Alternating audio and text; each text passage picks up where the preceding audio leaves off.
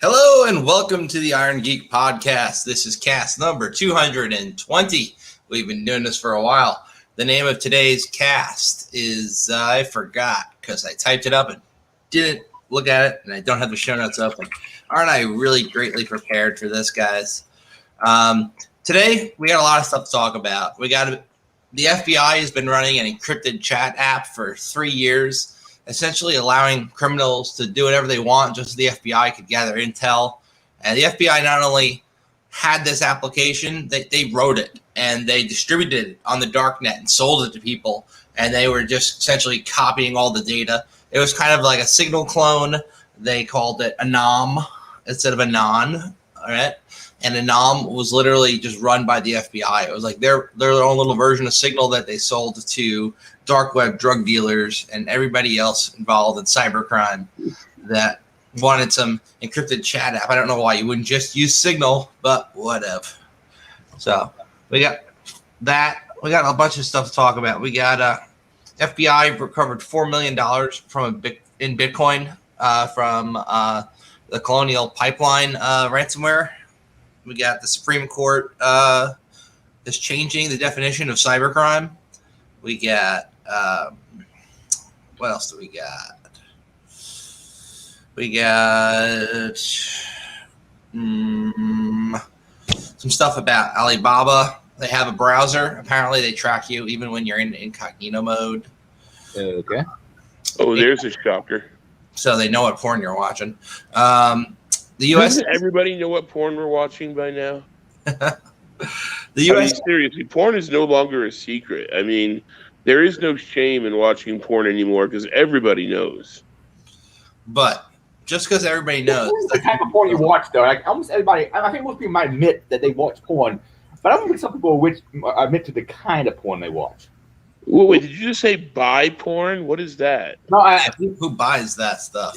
I thought you meant buy, like bisexual porn. I don't know anybody who buys porn, like with money. I don't know women exactly. The thing is, most people would be fine to admit that they watch porn, I think, but not necessarily give you the details of what exactly they're watching. Yeah, but, well, I mean, this is an enlightened era. It's 2021. You can do your own thing now. There is no more closet. You know, they took the door off the closet and IKEA offered to furnish it for you, you know? if you want to say I watch Brazilian cake fart porn, you know, no one's really going to blink an eye. Sadly, I actually think I know what that is. You would. Look it up. It's naked women who sit on a cake and fart. It does exist. Okay. I mean, I didn't just pull that out of my hat. I've seen weirder stuff, but I mean, yeah, I believe I have heard of that one before. Oh, I mean, I've seen weirder stuff, but not in ages. We stopped making weird porn a long time ago. There used to be a site in the late 90s called ConsumptionJunction.com, I believe. Yes. And that was some fucked up stuff, and I don't know of a good collection that's that fucked up anymore, off the top of my head. I mean, well, there was always Rotten.com. That was like the progenitor of it all. now Soylent broke ground with Rotten.com, Celebrity Morgue, and things like that. That was back in the days of Dig and Fark. Yes. I think it was even before. I mean, I think Rotten's been around for even way before Dig. And then Dig kind of was real popular for like a year or two, and then it seemed to disappear. Well, Dig. What happened with Dig was Kevin Rose decided that he was going to sell it to some people and make money off of it. And as soon as he sold it and got his money, the people who took it over did a complete site redesign. And the UI was so horrible, everybody just left, and Reddit was just starting at the time, and it was kind of like a Dig clone. And then they branched off and kind of made their own thing. So, yeah, we just kind of all migrated from over to the new one, which was. Well, I guess was that Kevin Rose from that show, The Broken? Yeah, he's the same dude who started the Dig.com. Oh, okay, I didn't know that. What the hell is he been up to? Alex Albright. Yeah. I used to watch Tech TV before they started becoming default, and it was all gaming show. By the way, even back then, I was like, who the fuck wants to watch gameplays all the time on a TV show? Little did I know, a few years later, that was going to be a super common entertainment form. What the hell do I know? And out here in Vegas, there's a lot of early rumblings about virtual sports betting, and virtual sports teams. Really? Yeah, it's starting. It's not going to hit for a while.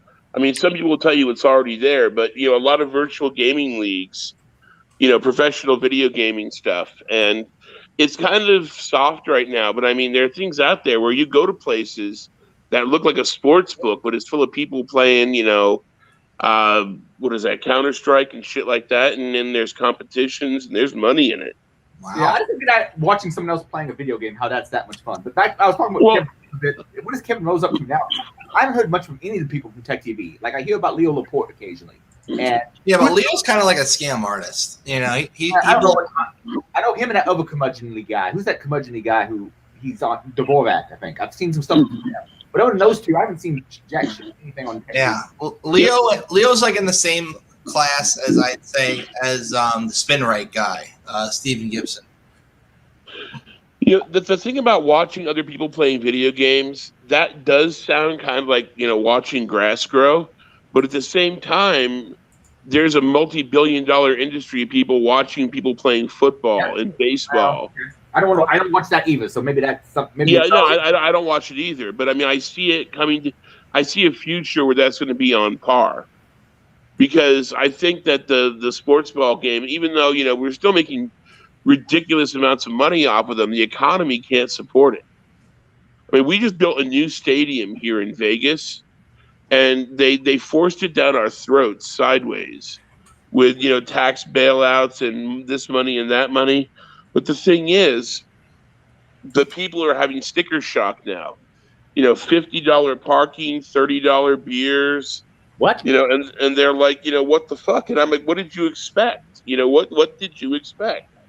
This is a money-making thing where ignorant people spend half their paycheck to buy logo T-shirts and say, this is my team, and beat each other up. Yeah.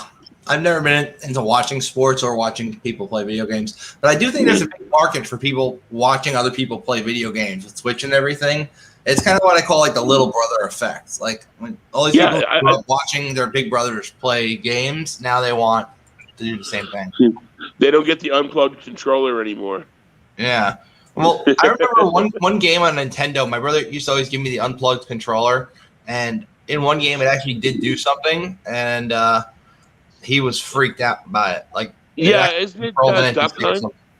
Isn't it Duck Hunt? It was Duck Hunt. It was controlling the ducks. And he was like, what the fuck? Why is that duck moving so weird? It was great.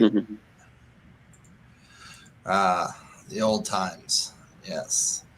Yeah. Well, I think it's going to become something more. I see it like at some point we're going to see something better than what was it? There's this one game out there that everybody has a hard on for, but it's like the same game every time, the same playing field, the same shit, and it's over and over and over again. Yet they're making bank on it. Last of Us? Not Last of Us. What's it called? I can't remember the name of it now. I played it for like 5 minutes and got bored. The one where you have to figure out who the imposter is, right? No, this is like some fantasy adventure thing where you have to generate minions and run to checkpoints and blow up the checkpoint and, goblins and trolls and shit like that. Balls, I can't. It's one of the most popular games out there, and I can't think of the name of it. Not sure. I don't play games. I play a ball breaking game. A brick breaking game on my phone, and that's about the only game I play anymore. Oh, I was always bitching about how I couldn't find a video game that I liked anymore. Because they're all the same bullshit. Go here, blow this up. Go here, kill this guy. I finally found a fucking game that breaks out of all of that, and I fucking love it. What's it called? And it's the most ridiculous thing you'd ever think to see in a video game. What's it called? It's called Shipbreaker. Shipbreaker. You literally are working in a salvage yard in outer space, and you're tearing up ships, spaceships for salvage. Yeah. And like you're working for this company that like saddles you with debt. And then all you do is you carve up spaceships, and like you got to look out for fuel lines and electrical lines and destroying things that are valuable and all that. And it's really fucking bizarre, but it's like one of the best games I've played in years. Right. I'm glad you found something you enjoy. Yeah. Well, I mean, there's only so much. All these, Twitch game. I don't literally do it, but like, run around the corner, shoot somebody, sniper, boom, boom, blow up, kill people, shit. The genre has been worked to death. It's like, well, what's new about it? Well, we've got the XYZ 21 rifle. Okay, well, fuck you. Or they try to sell you, DLC, or for $50, we'll give you this digital sticker you can put on your digital gun and show to your digital friends. And it's like, whoa, It's an industry. The whole nickel and diming gamers part of the industry is, I think, not going to be around much longer because there's a lot of pushback by it. Like, people will not buy games that are just full of microtransactions anymore. Yeah. There's like one company, the company that makes Far Cry can still get away with it, but I don't think it's going to stay that way for much longer. We still have people that are like buying $9.95 add-on packs to cell phone games. Yeah. Well, we also have people who buy coin packages for cell phone games, where they buy a lot of 500 digital coins that can be used in that game only. And like the kids get a hold of the credit card, but the parents link it to the account, and then the kids just buy coin after coin, and then the parents have no idea, and they get a cell phone bill for like $500. And those things, they will not reverse those charges. So the last time we saw something like that was when we were blowing up our modems. Yeah. Oh, what was next on the list? Oh, we got a lot of stuff on the show notes. Is that what you're asking? Yeah, I figured. Well, I'm not. I gotta go sleep eventually. Yeah, let's stop talking shit and go to the show notes. Is that what you're trying to say? Yeah, something like that. I don't like side topics because side topics are often more interesting than InfoSec is just not that interesting. I'm sorry, guys. Yeah. What are you gonna do? It's only. Well, it can be if you're making money off of it, Yeah. All right. So the show notes. Hold on. Let's go to the show notes. Well, I mean, we can kick off with Dark Side. I mean, that's the big turtle right now. And Dark Side. All right, let's actually kick off with the FBI. All right. So we were talking briefly. Well, I was anyway, about how they have arrested a couple of hundred people because they've been running a sting operation for a while in cooperation with the Australian state police, and they created their own platform called the NOM, and it was controlled by them, and it was then sold to criminals as a method of secure chat where they could talk to one another. And the long and short of this is that the FBI was seeing every single message that was passed back and forth while this was happening. I wonder how they even indexed and aggregated all of that, or if they just individually went in and were looking at people they already had open investigations on.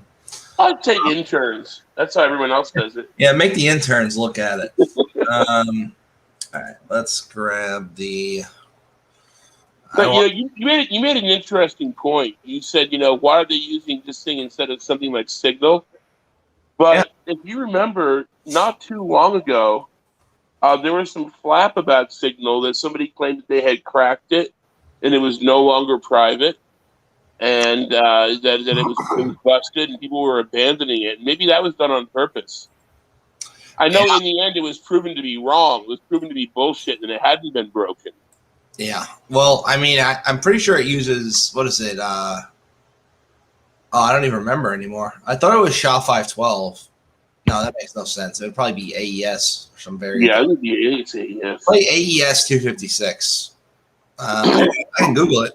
What encryption protocol does Signal? So basically, they're flipping the script.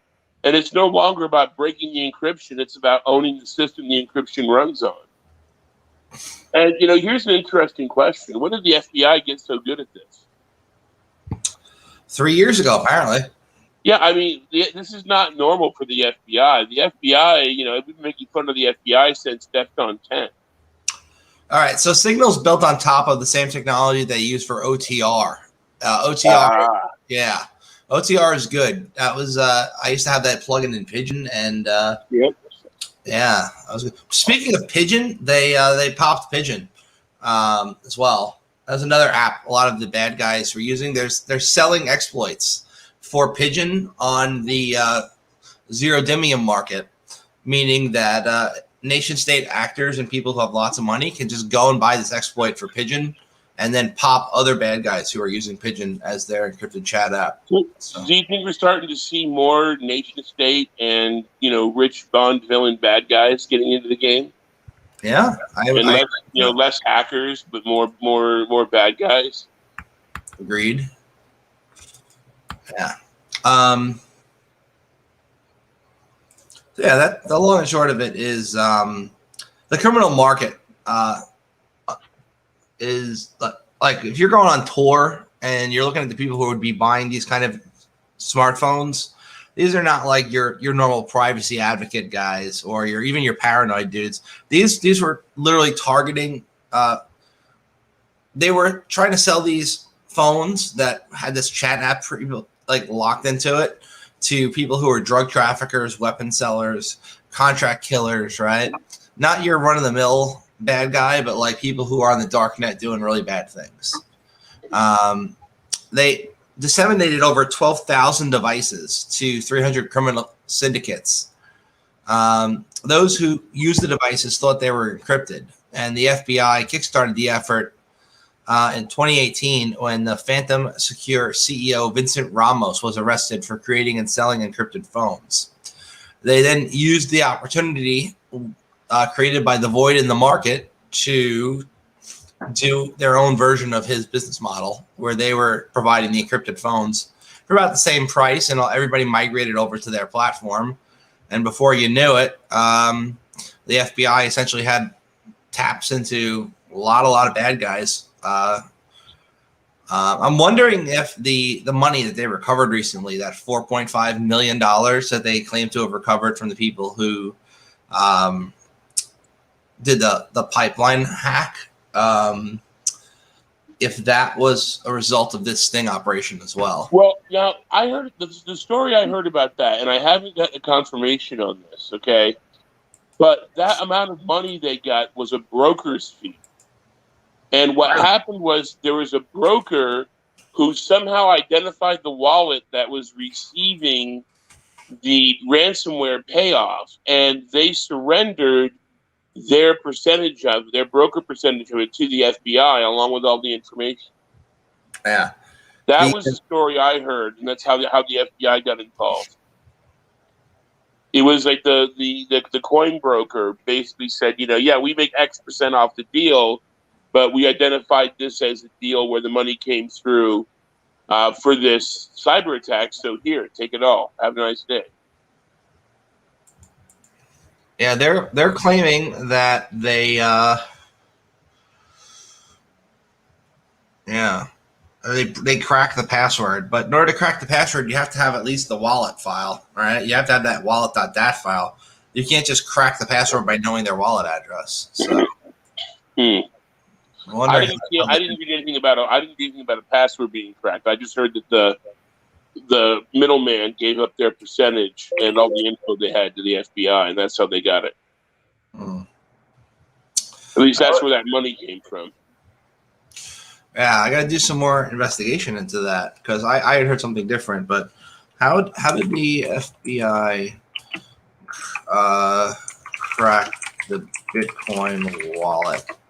And they didn't crack. My understanding, they didn't crack it. That's the thing. It's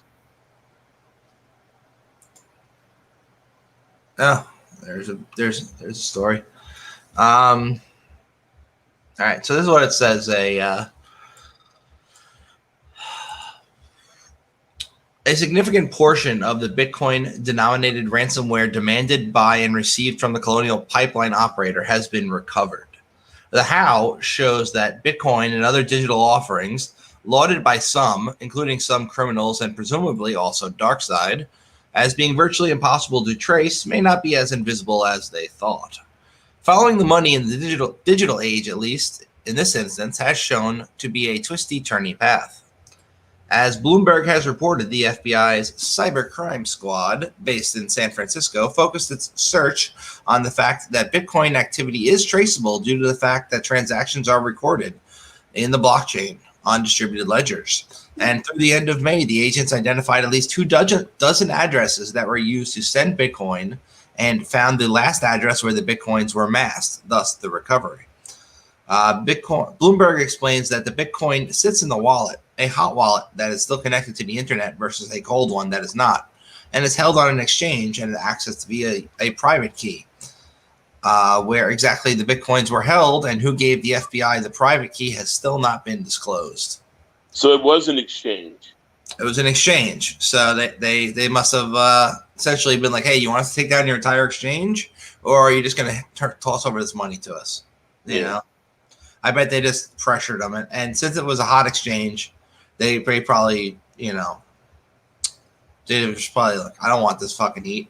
You know, give them what they want. It was a total of 75 Bitcoin that they got. And the value was worth about 2.3 million at the time that they recovered it, despite them telling the news that they recovered 4.5 million, which is also interesting. I wonder if they just leached some of that. Like, this is our money now. We got to pay for that operation 3 years, you know. And also, J-Code announced 61 additional arrests in its second coordinated operation targeting opioid trafficking on the darknet. This was a successor to Operation Disarray from last year. And they took down 50 darknet accounts used for illegal activity, executed 65 search warrants, and seized 299 kilograms of drugs, 51 firearms, $7 million in currency, 4.5 million in cryptocurrency, 2.48 million in cash, and 40,000 in gold. And they also conducted 122 interviews, and they did it all at the same time. And just arrested everybody at once. It's a badass. You know, maybe call me old-fashioned, but how do you end up with 299 kilograms of drugs and not like 300? Where did that extra kilogram go?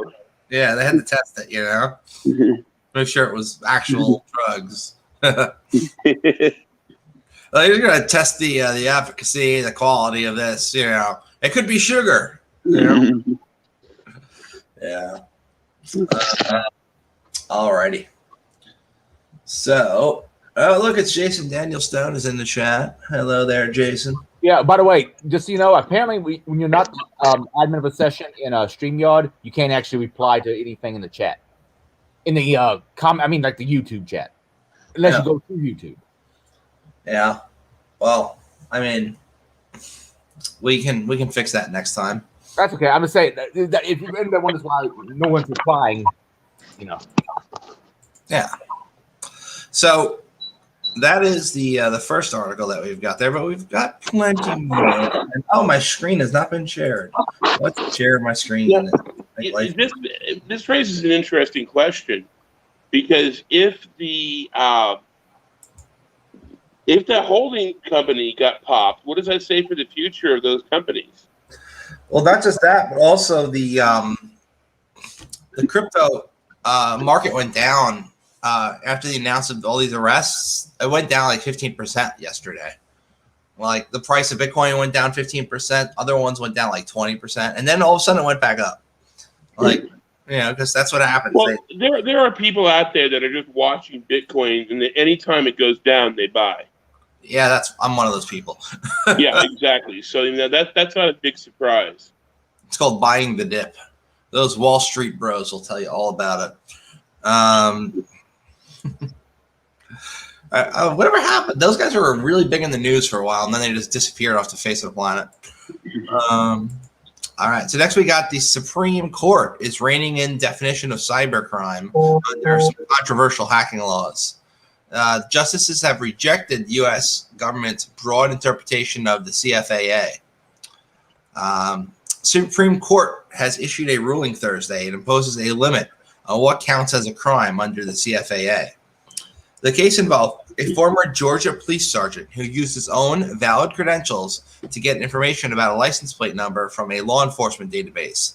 The court description said the sergeant ran the search in exchange for money and for non-law enforcement purposes, violating department policy. He was charged with a felony under the CFAA, which says that his crime was intentionally accessing a computer without authorization or exceeding authorized access.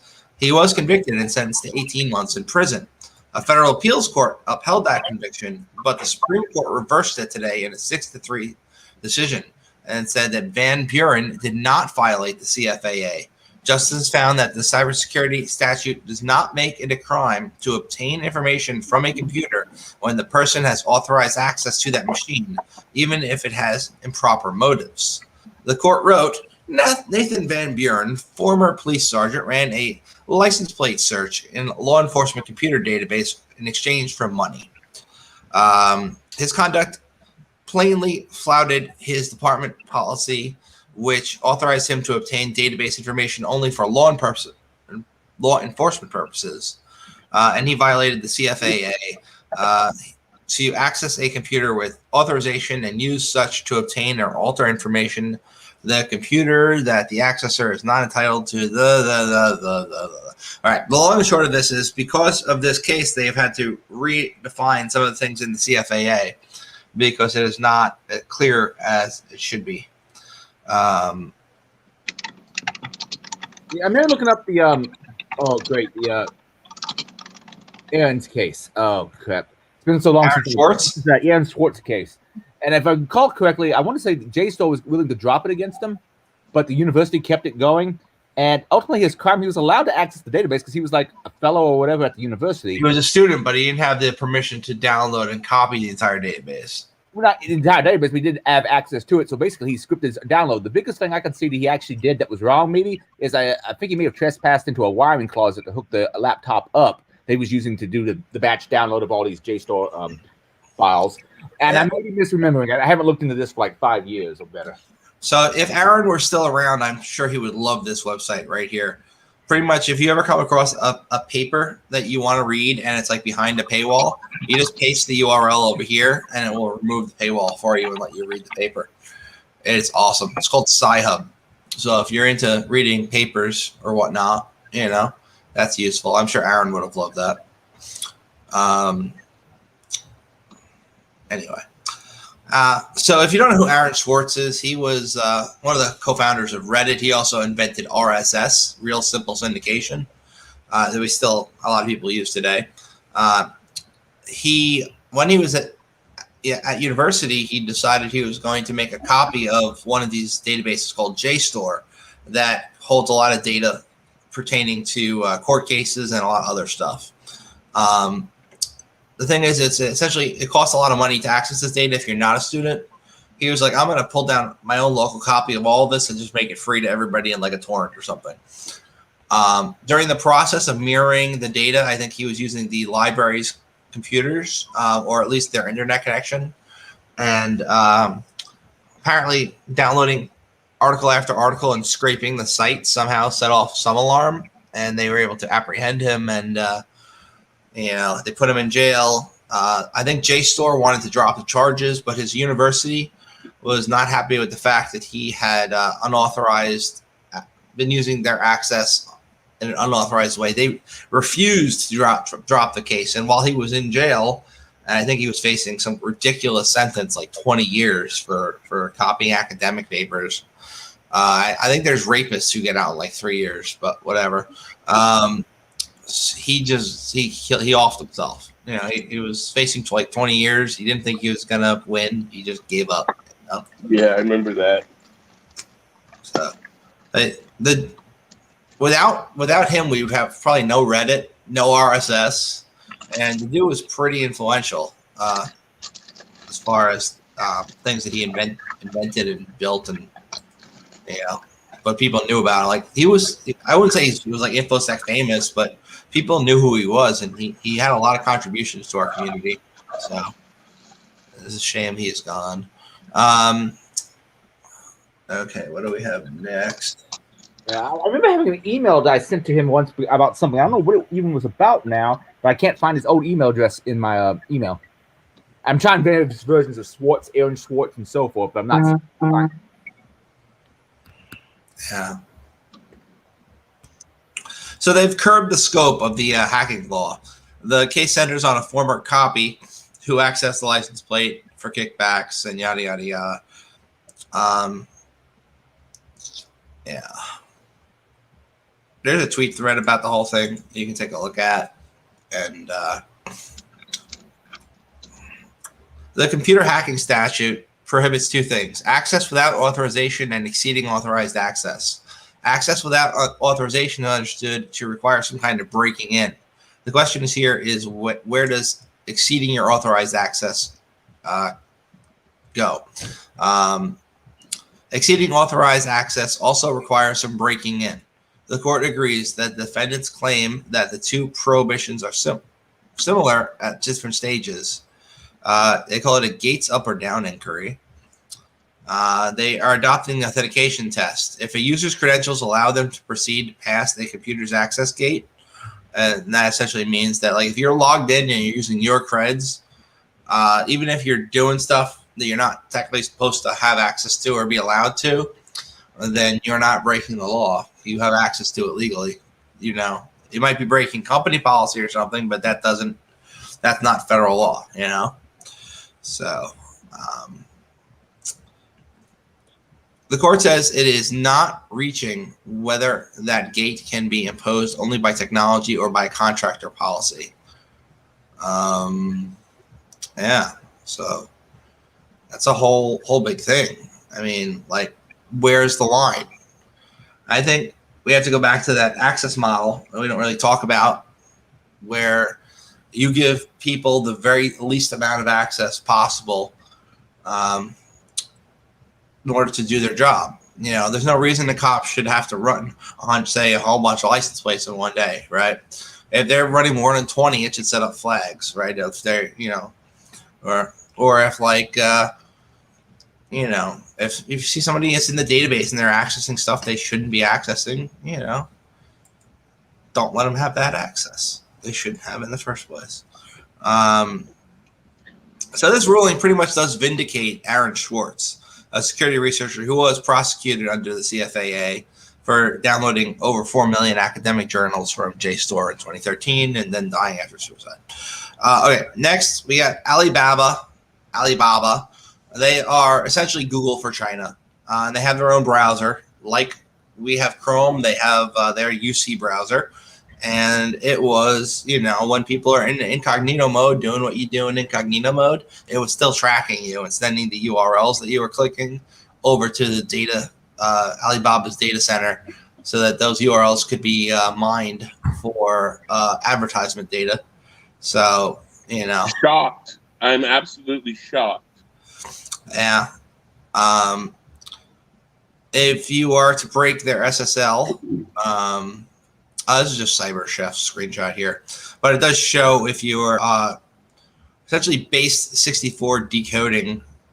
Sorry, it's a hex dump and a gun zip, not even.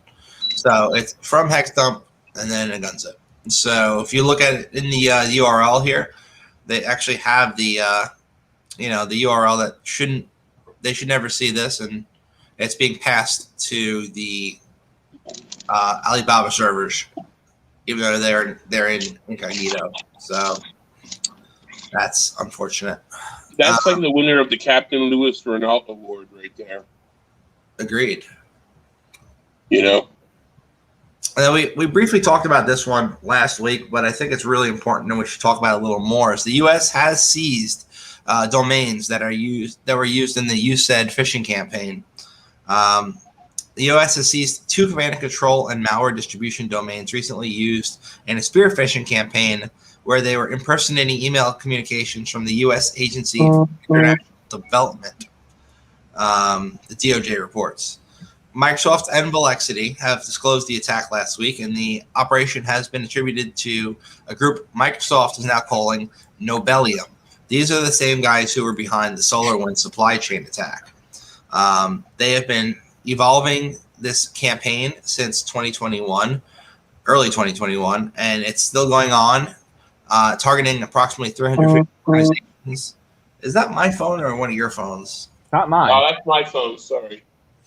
I'm gonna take your phone and I'm gonna poop on it. Yeah. You shove it up my ass in the school bus and kick my dog and all that. Blah blah. All blah. those things.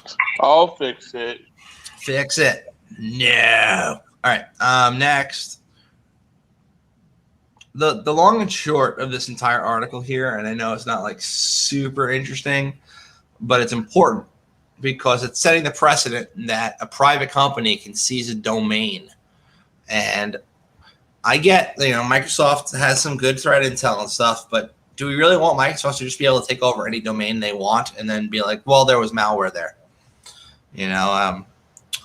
You pay money for a URL, right? And you go to a registrar and you register it, and say it's not a .com, so they shouldn't even have jurisdiction if it's not a .com or .net or maybe .org as well, right? And say you get one of those like a .pw or something, and then they come and just take your domain because they have some proof they claim. What if your domain is like legitimate and you yourself got hacked and they're just running operations through your domain? Does Microsoft still get to steal your domain if that's the case? And are they going to give it back after they figure out get rid of the malware, or are they just going to keep it forever and just sinkhole it? And it's an interesting precedent. I mean, it's nothing new for security researchers to DNS sinkhole a domain that's been engaged in bad activities here, but I don't like the precedent it's setting, and I think it can definitely be used for evil in the future. And I'm just waiting for the day where we see a case where somebody was legitimately using their own domain, and Microsoft or some company like them takes their domain away, and they claim, well, you had malware, and then maybe they sell to somebody else later. I don't like, So as an alternative to the traditional, I'm registering at .com, there are alternatives. You can register at .crypto, but .cryptos can only be accessed if you have a browser plugin that kind of routes it the same kind of way that Tor does, right? Tor has .onion, this .crypto, and some other ones. They have you can get a browser plugin and then people can go to your site, but that's useless. So if I'm going to pay $20 and I'm going to get this domain forever, call it, I don't know, franktreza.crypto, right? And then I have this domain, but only people who are using the browser plugin can access it. It's kind of freaking stupid. I might as well just get a freaking free subdomain on one of those DNS redirect things. Anyway, I'm rambling as I do sometimes. Yep, that's pretty much the whole article there. We have the the MTA, Metropolitan Transportation Authority in New York City. They run the subways, the buses, some ferries, bunch of stuff. They had a Pulse Secure VPN from Juniper, and there was a 0-day vulnerability in this a few months ago. It wasn't 0-day for long because it was very quickly a 1-day vulnerability that everybody knew about. And there was working proof of concept code you could download even from I think TrustedSec's GitHub. Everybody had this code. Well, they got popped using that particular exploit for their VPN gateway. The attackers struck in the second week of April, and the MTA said no customer or employee information was taken. One theory is that the hackers broke in, found nothing of interest, and moved on. That's actually kind of funny, though. Imagine they break into the MTA, yeah, not worth my time. The hackers who breached Colonial Pipeline apparently did so due to two-factor being turned off and somebody reusing a password that was leaked in another site. So this is kind of like a lame-ass attack vector here that some of us do in the industry when we can't find something good on a website. So say I'm doing a pen test and like phishing is out of scope, so I can't fish somebody, which is almost always out of scope, which sucks. I want to get in. I was going to go to one of those sites that like categorizes passwords. Essentially, they collect breaches and then they crack the passwords in the breach data, and then they index it all in like Elasticsearch database and make it searchable, and you pay to access the database. So it's like a combination of many breaches, and you have the ability to search it, right? So they pretty much just found a password that somebody was reusing. They probably did a domain search, right, where they did like a wildcard search for the entire domain and found somebody who had a username and password that worked. And they took maybe a like the last.fm password leak or something, right? Who knows? And they took that username and password and tried it, probably doing like a password spray attack, and they got in. And yeah, it's pretty sad that worked, because two-factor would have completely eliminated that attack vector. And yeah, I know people claim like, well, you can sometimes bypass two-factor if they have things like legacy stuff turned on, like I don't know, like for email if they have IMAP turned on, right? And you're not doing it over a regular exchange EWS. Oh, you got IMAP. Oh, well, you could just test usernames and passwords with that because there's no two-factor, right? I think you are only as strong as your weakest link when it comes to the security stuff. But if somebody's reusing passwords and you don't even have two-factor turned on and you're a really big company that's really important, that's really stupid. That's a dumbass way to get in.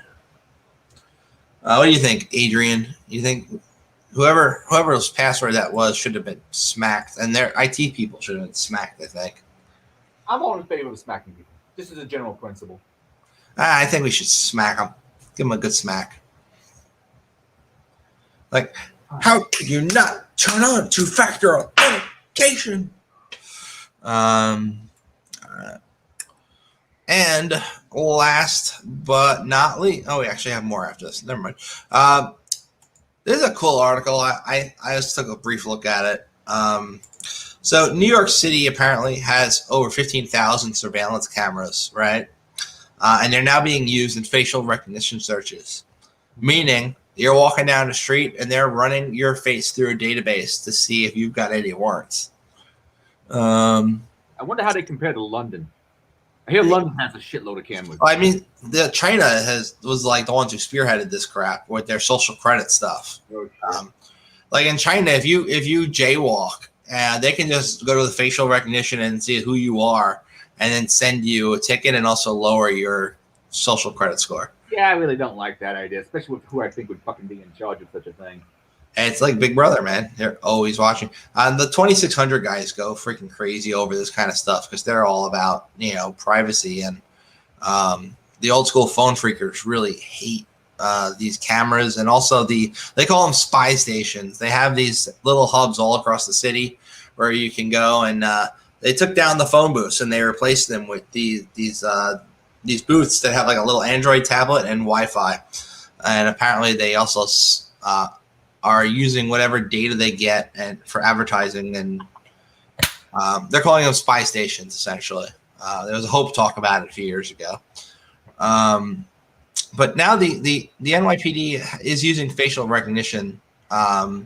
They bought and installed the system in all 5 boroughs. And it's a little scary. I mean, you look at it, right? It's like they got really good resolution, and apparently the cameras are usually clustered in non-white neighborhoods. Well, if you know anything about New York and the way that the neighborhoods are, they tend to be pretty segmented, a little bit more than you would have in the rest of the country. This is partially due to some work by both Robert Moses, who was a really big planner.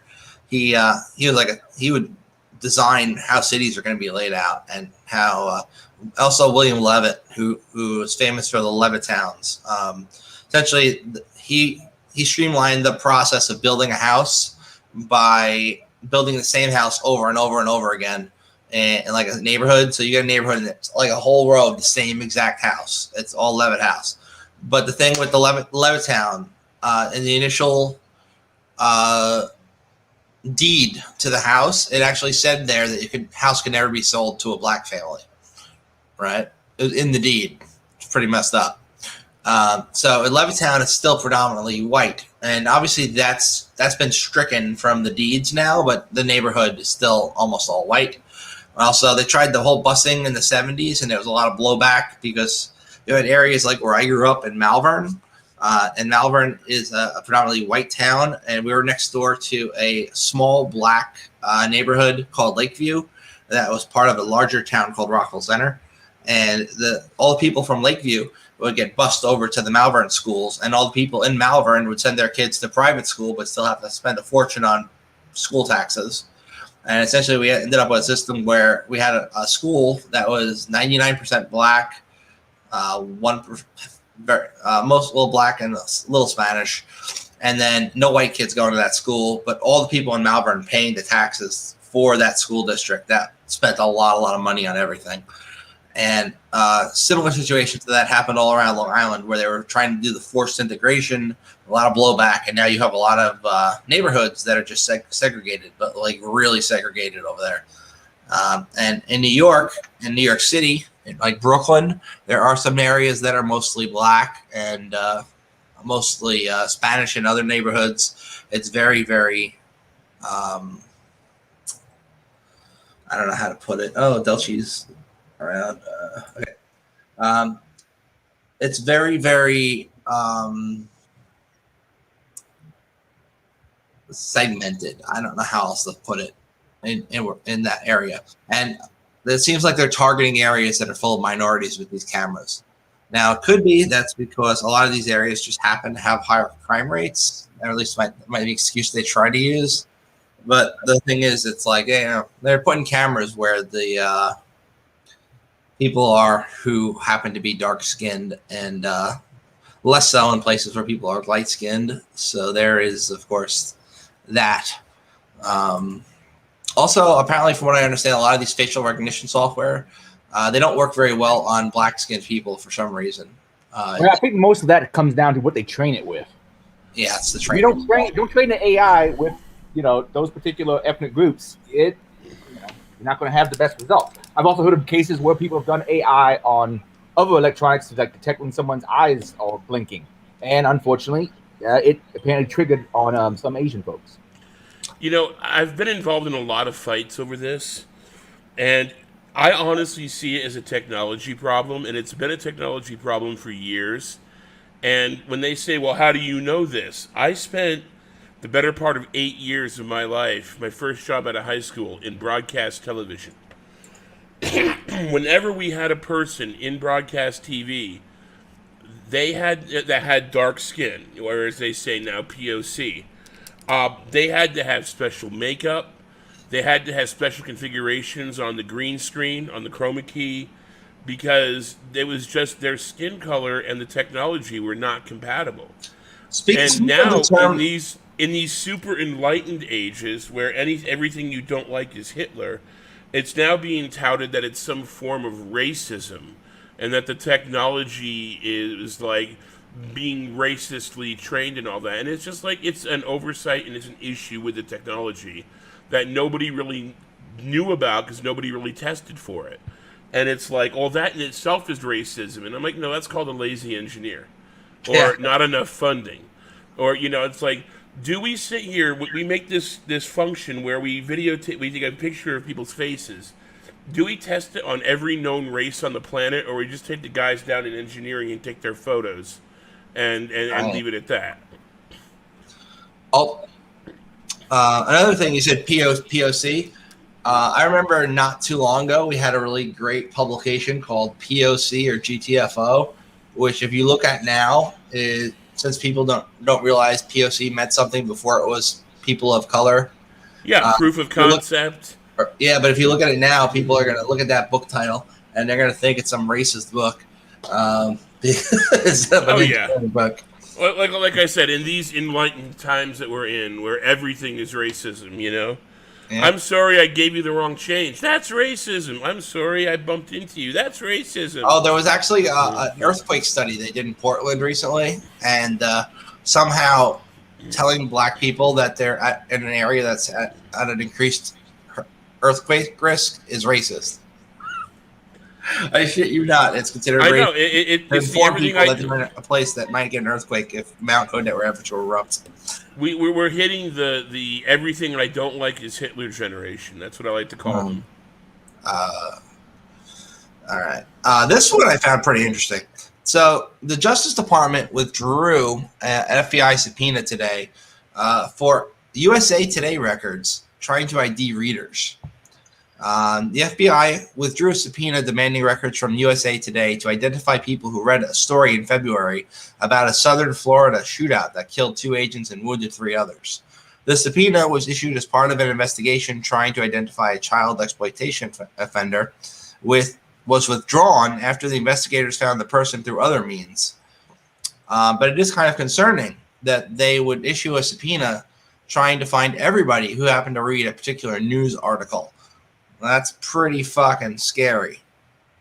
It's scary enough that we have geofence warrants now, where if you have your phone on you and you go out and you go near somewhere where there's a crime, the police can then do a geofence warrant and then tie you to being in that area at that time, and then go and interview you and be like, "Hey, are you the one we're looking for who committed this crime?"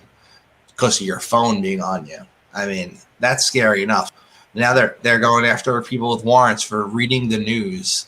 I mean, it's a little much, in my opinion. A little scary. Well, what do you expect? They're going to take advantage of everything they possibly can.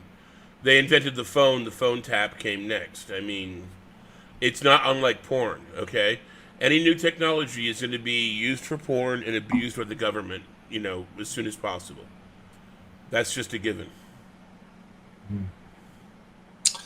Yeah, look, I am all about them going after pedos and getting them and putting them behind jail, putting them behind bars where they will likely get shivved and die.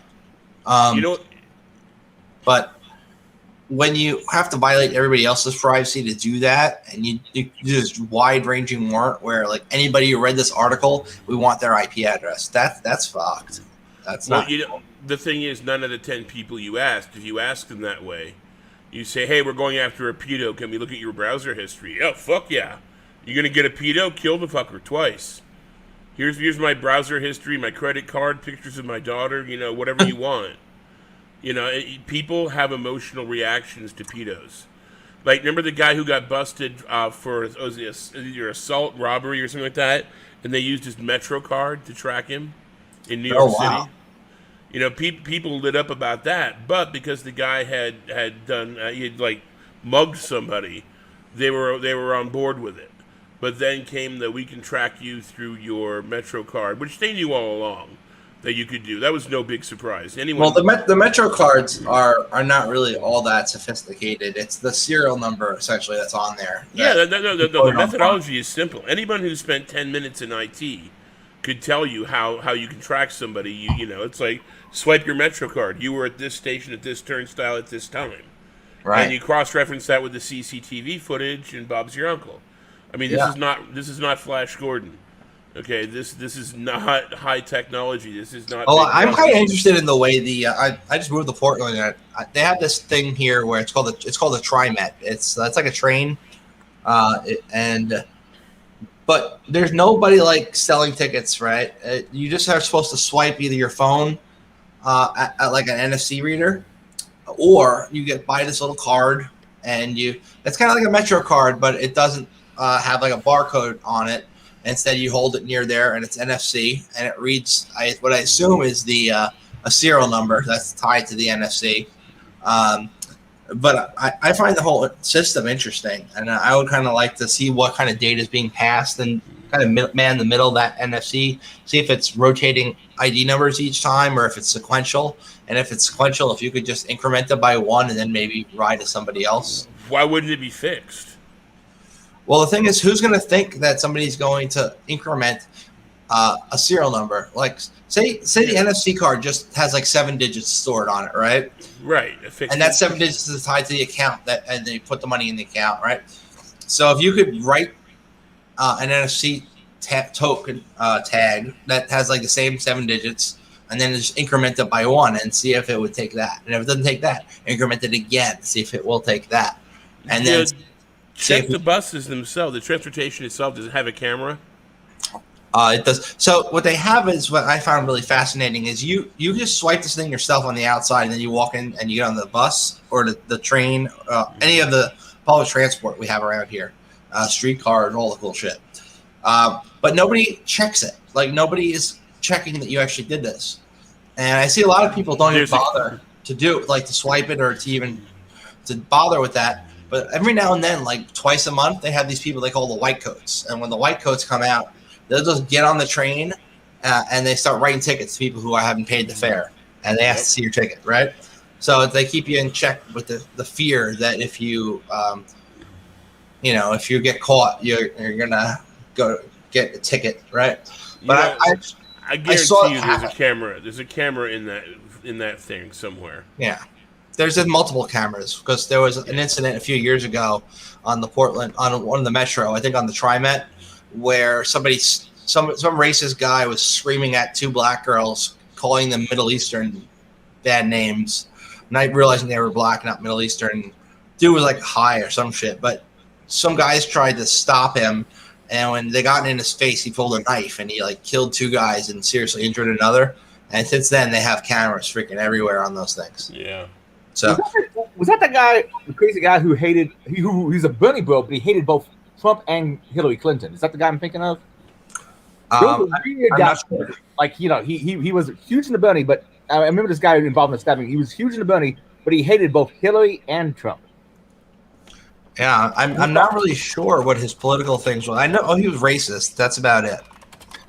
Yeah, well, the guy had let's say a strange collection of belief systems, to say the least.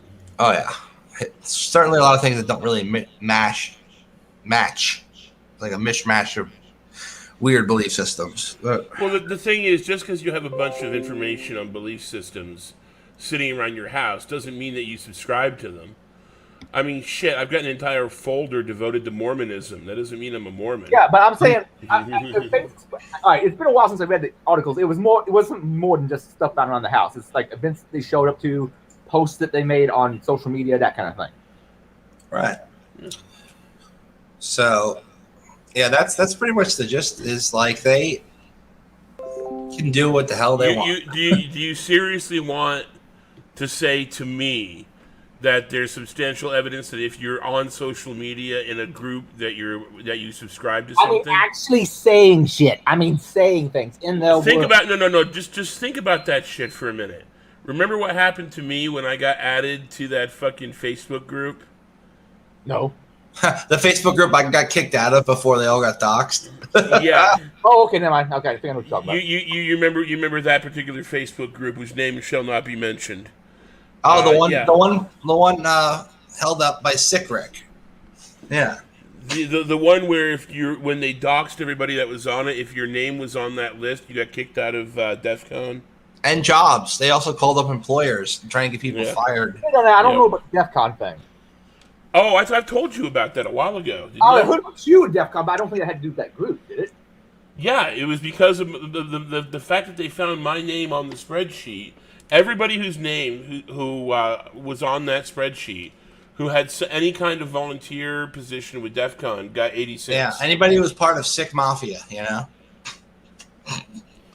If your name showed up in that dump, then you were done. And they would either do it like legitimately or illegitimately, like either make up some excuse to say, yeah, we don't need you anymore, but thanks, or worse things than that. Yeah, that. So don't even try to tell me that if you subscribe to a. I'm not saying subscribe though. Again, repeat. Go back to the beginning of this.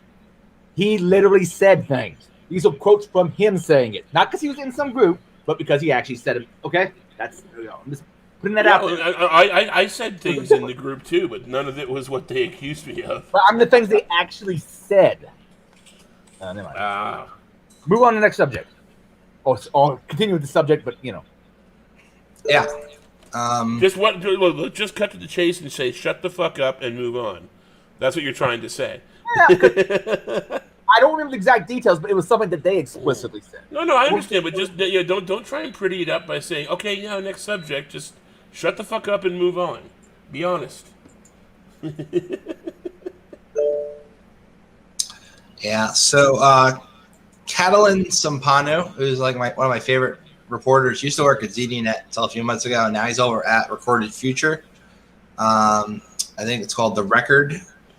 Is the particular blog that he works for there. But he's still doing some good reporting. And thankfully for that, too, because good reporting is hard to come by these days. Well, look, he went head-to-head with Dave Kennedy not too long ago on Twitter about something, and he actually got a rise out of Dave, who then later deleted his tweet because he didn't want to, But the thing is, Catalan is a really good reporter. He sometimes says things interjecting his opinion into pieces I don't like. But if you're going to just go by like the pure technical details, he gets shit right, which is rare with cybersecurity reporting. You get a lot of people who don't know shit about computers. They're just like a journalism major, and they write these articles that don't make any sense. And then I have a sneaking suspicion. I get this from a couple different industries. There's a lot of journalist students who became journalists because they wanted to change the world. There's only so many jobs you can change the world for, so a lot ended up working in fields that, well, they didn't necessarily want to. And gaming would be an example I've heard of before for this kind of thing. Yeah.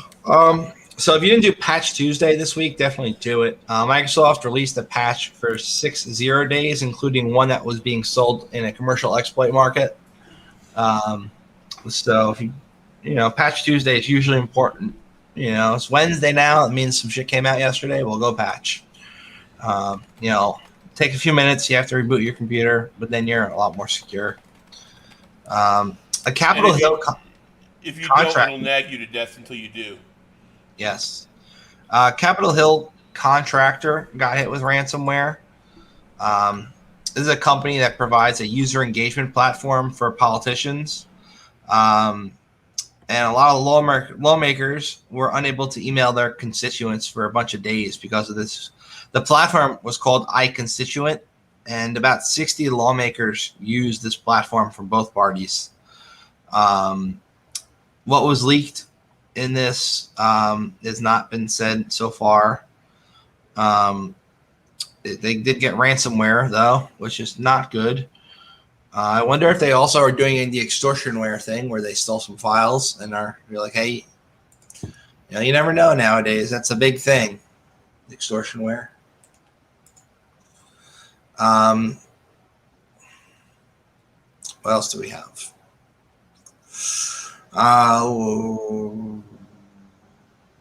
Let's see what Catalan has to say about the DOJ recovering that ransomware. See if he's got any more details that were not in there.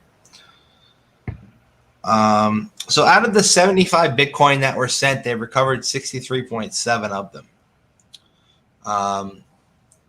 It was about 85% of the ransomware payment.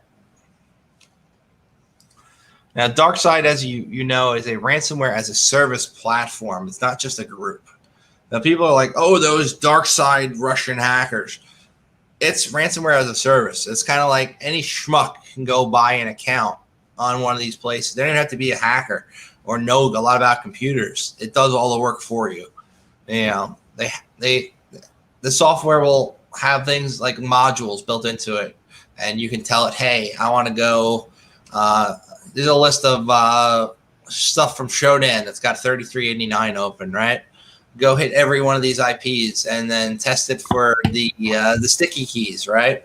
And if that works, that bypass works, then log in, run this PowerShell script, toss the computer over into the botnet, or try to brute force RDP. These things are built into this platform. It's not like you need to be a rocket scientist to use it or a computer engineer. And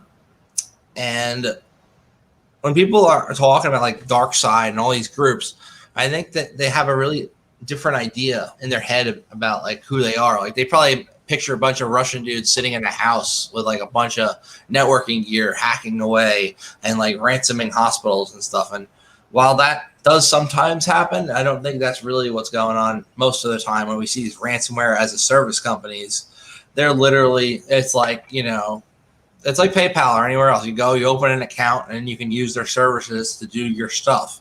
Their services that they offer just happen to be the ability to infect machines without having to be technical. And once those machines are infected, if you deploy ransomware to them, which is also kind of like click of a button type thing, you then get a large percentage of the money that the person will pay. And the ransomware as a service groups will usually take the money that their affiliates, the affiliates being the people who buy access to this, get, and they get a portion of it. So it's different than most people think. It's not like I said, dudes in a house hacking stuff. It's anybody who wants to buy it. And a lot of times people are not necessarily even like in Russia or China. It could just be some dude in downtown Portland who's bored and like, I'm going to spin up some C2 today and I'm going to buy this ransomware as a service stuff. And then I'm going to go make me some money. And essentially what happens is the company gets the money, dark side, right? And then they pay their affiliates, hopefully. I think after this latest thing happened with them, they couldn't pay their affiliates, and a bunch of them were cursing out the platform, essentially saying they're going to take the money and run, which I think they did. In a secret memo sent last week describing the new ransomware and digital extortion task force, Monaco instructed federal prosecutors across the U.S. to prioritize and report ransomware incidents in the same way we report critical threats to our national security. So they are taking it a lot more seriously than they did before. So they believe DarkSide Group operates out of Russia. That would mean that they probably bought some space in a data center in Russia, on like a VPS or a hosted thing, and that's where they're hosting the actual infrastructure. But that doesn't necessarily mean the people live in Russia who are behind it. As Pirate Bay kind of demonstrated, you can make it look like you're coming from anywhere. Like they had hosting over on Trabia for a while, right? Every time it would go down, it would just migrate off to another place. It's same thing with these ransomware groups. Like they take down the C2, they've got backup C2. They spin it up. They and then it's just they can't. The seizing of the domains is a pain in the ass, right? But if they still have the domain, control of the domain, they just point the DNS to where they are now, and boom, they're back in business. So it's not. That's why they're taking domains essentially. Yeah, that's pretty much all I got for this podcast. Anybody have anything they want to add? Oh, not too much. Actually, not much of anything. Things I like to talk about maybe after cast, but not necessarily right now. Okay.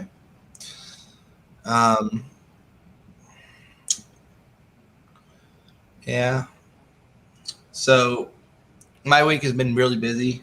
I've been in addition to like moving and getting all my stuff here finally, and the movers fucking up my my monitor and some other stuff of mine.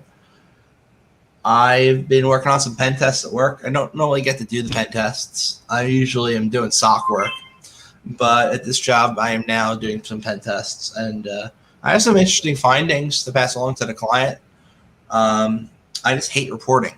It's like I find cool stuff, and then I have to document it. Reporting is a massive pain in the ass, and maybe since I do it regularly, the tools have improved. But I don't remember, some of the reporting tools being the greatest. I've heard good things about Canvas, but I haven't got a copy of it. And I heard it automates a lot of the pen test stuff, where you find a vulnerability, but now it's got a pre-written write-up, and you can just kind of drag it over. Yeah, but that's frowned upon. Yeah. I mean, look, people are pretty much going to be copy pasting stuff in their reports from like CERT and other places anyway. You might as well, just have it pre-written. You know what else is frowned upon? And I really hate when companies do this, when they sell pen tests but do VAs. It's like they sell a company a pen test, and then rather than doing a pen test, they go out and do a vulnerability scan with like Nessus, and then they just clean the report up and then send it off to the client as if it were a pen test. And also when you get a client and they have like nothing in scope. It's like phishing is out of scope. The web server that's running IIS5, that's out of scope. All that, like the stuff you would actually go after if you're a bad guy, is out of scope. But you can test these 3 websites, and then it's like that we know are secure, and then try that. It's really frustrating. Anywho, I'm gonna go cook some dinner. It's like 5:00, and where I am, and I'm gonna go and work on some projects because I have not worked on them for a while. All right. So I'm gonna end the cast. Nice to see you all in YouTube land. Thank you for watching. Have a great day.